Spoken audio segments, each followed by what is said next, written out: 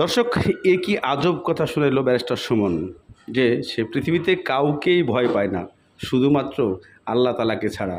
সে মৃত্যুকে ভয় পায় না, টাকা তাকে টানে না। কথাটি কতটুকু বাস্তব এবং কতটুকু যুক্তিসঙ্গত কথা ব্যারিস্টার সুমন বলছেন?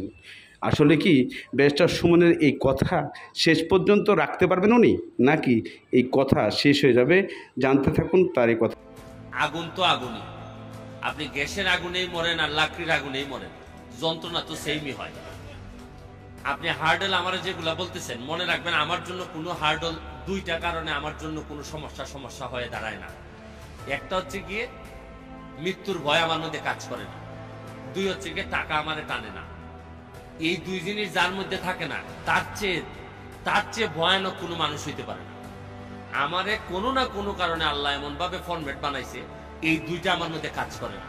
যার কারণে কি হার্ডল বলেন, ধরেন যে মানুষটার ব্যাংকে 5টা লাখ টাকা নাই, যে মানুষটার কোনো সম্পদ নাই তার নামে, যে মানুষটা মৃত্যুর ভয় পায় না, তারে আর আপনি কি ভয় দেখাবেন? আমার এই এমপি হওয়ার পরে আগে কিচ্ছু আসে যায় না। আমার কথা হচ্ছে যে, শুনেন, আমি অনেকটা অজগরের মতো দৌড়াইয়া ধরি না, তবে আমার পেশের মধ্যে যদি কোনো দুর্নীতিবাজ বা কে যে পড়ে, তারে আর আপনি বাঁচাইতে পারবেন।